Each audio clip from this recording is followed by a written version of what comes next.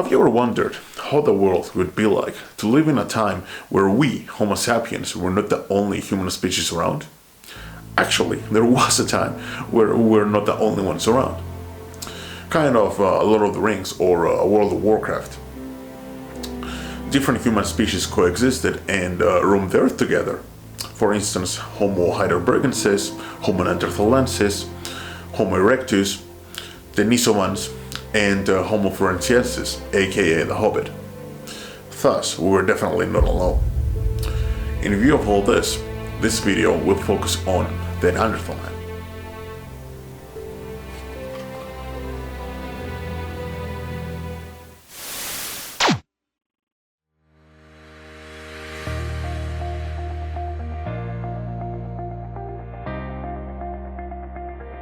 Right, so Neanderthals. Neanderthals are our closest extinct human relatives. And according to scientists, everybody, with the exception of people from sub-Saharan African origin, carry about 2 to 3% of Neanderthal DNA. So, what I'm going to do in this video, I'm going to reconstruct the face of the very first recognized Neanderthal, which was discovered in a cave in Neander Valley, Germany. So, what we need to do now is get from here to my studio and let's get started.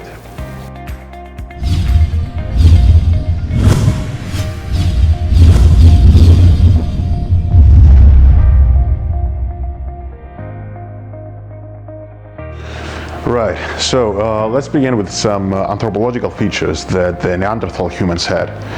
I won't get into too much detail, but it is worth noting some anthropological features that had an effect on the craniofacial morphology of the Neanderthals, or for that matter, their overall body shape. So let's get to it. Right, so let's begin with the head. As you can see, the overall shape of the head, it's quite different. They had a way more elongated cranium. Also, the frontal bone inclines backwards, where ours is more vertical. They had a pretty distinct brow ridge, as you can see. And they also had a prognathic face, which means their maxilla and their mandible protrude outwards. Now, about their build, they were on average shorter than us, but they were stockier, and that's because they had a bigger rib cage. So, next thing we're gonna do is we will prepare an armature, and let's get back here when that's done. So, we are back with the armature. Here it is. And the skull will go on top of it like this. We may need to put something here to support it in the position that we want to. And the next step is preparing the tissue depth pegs. So let's get back when that's done.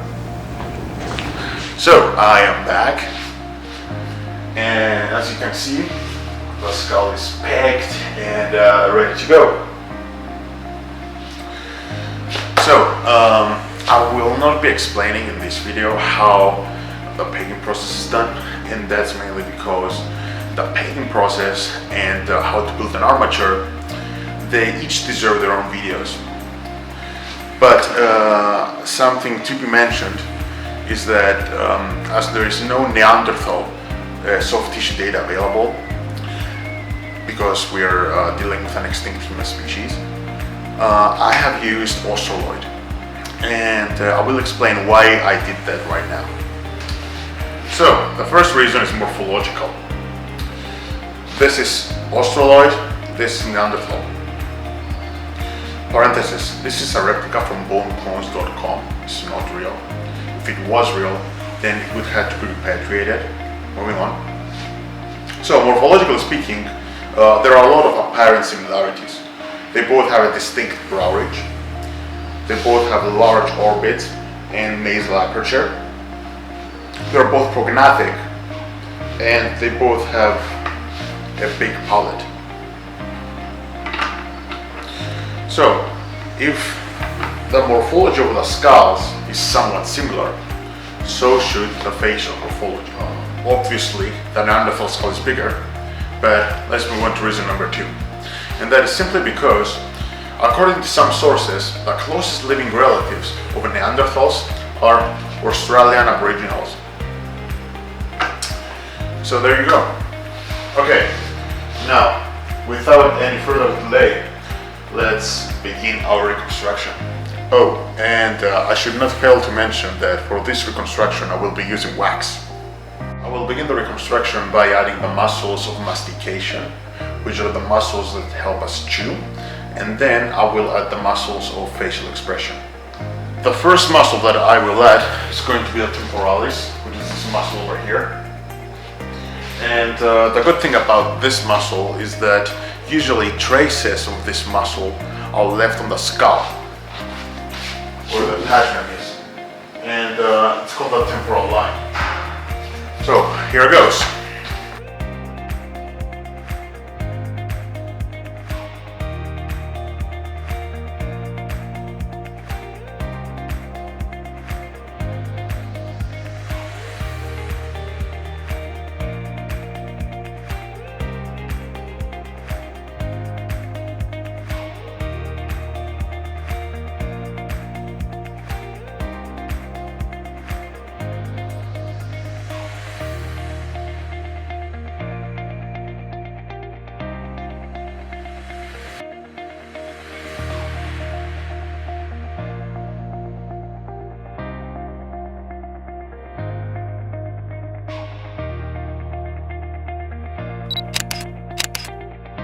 Okay, so the next muscle we're gonna do is the masseter, which is this muscle over here. Right, let's get to it.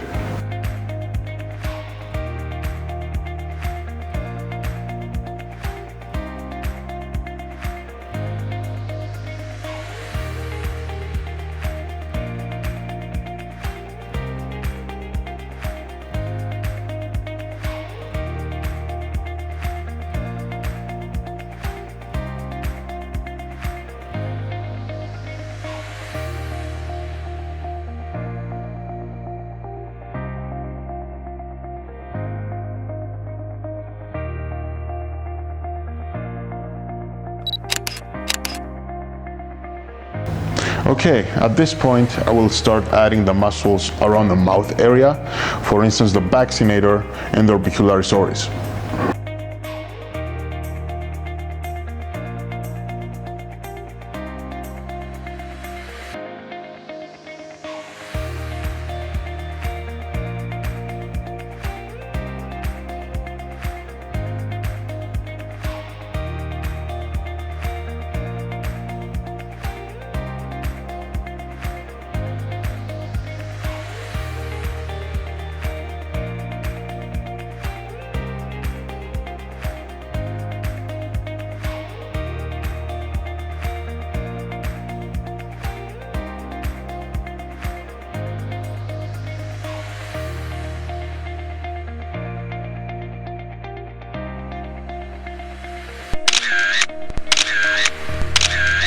I have put kebab sticks where the canine teeth are as a reference for the mouth width. And now I'm going to put the levator angulioris muscle followed by the depressor muscles.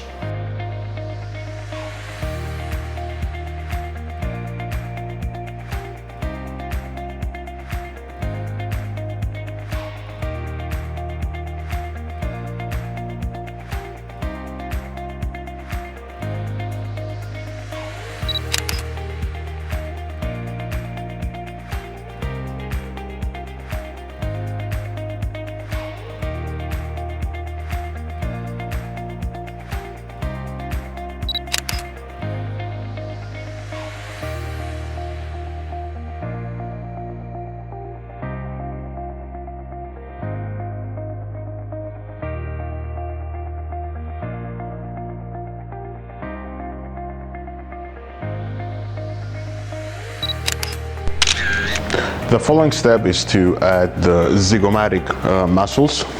major and minor.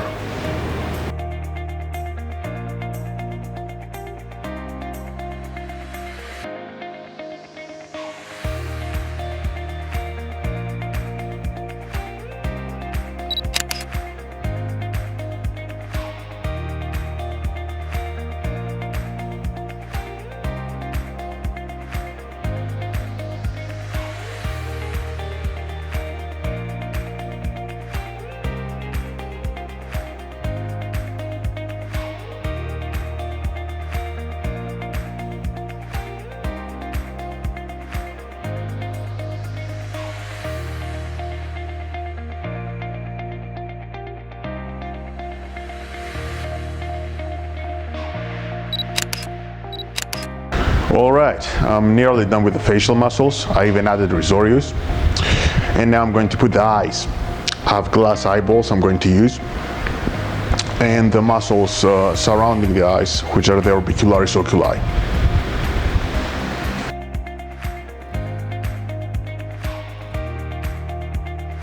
To get the eyeball in the right place, in terms of how far it should protrude outwards, I will get a line from the mid-supraorbital point to the mid-infraorbital point like this. And if that line matches the edge of the eyeball, then I know it's okay.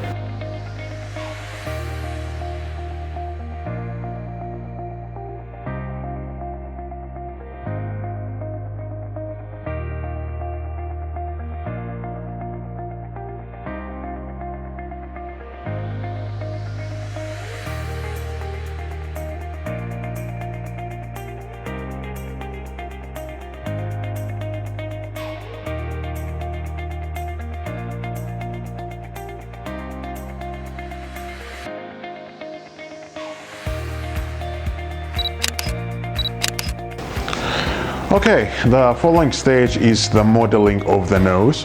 I will use a nasal prediction method. To be more precise, the Rin et al. Nasal prediction method. It is available online if somebody wants to look it up.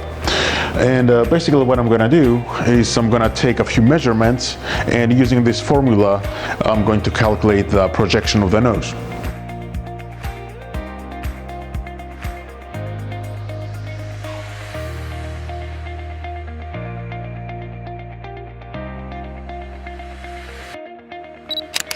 Okay, so what I did over here is I put a piece of wax and I drew on it the different lengths that are based on the equations from the nasal prediction method I mentioned earlier. Now I'm gonna go ahead and sculpt the actual nose.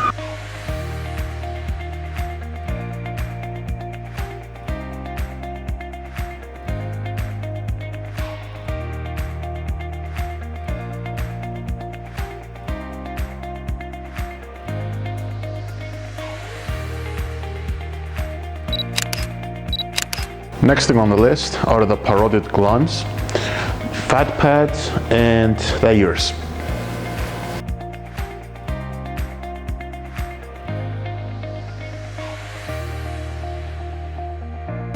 I have put kebab sticks where the auditory meatus is, which is basically the ear hole, just to make sure that the ear is in the right place.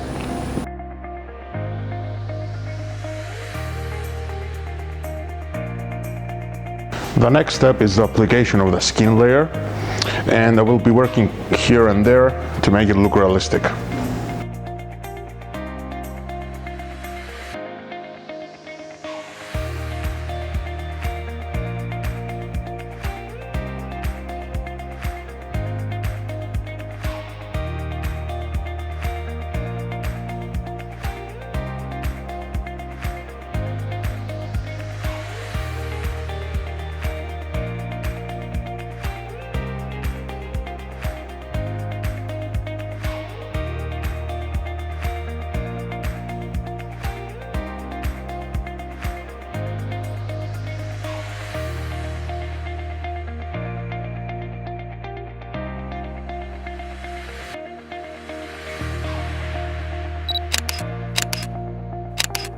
Okay, at this point I'm going to put some milliput to hold the head in the right position.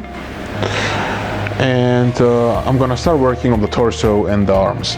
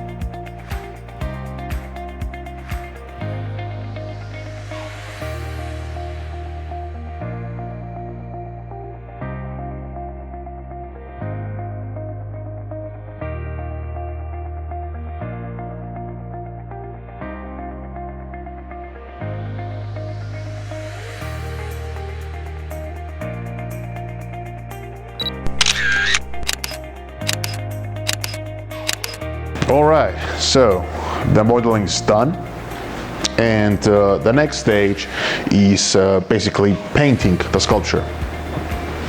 And I will be using oil paints for that, and I guess I'll have to put on my studio clothes. So let's begin.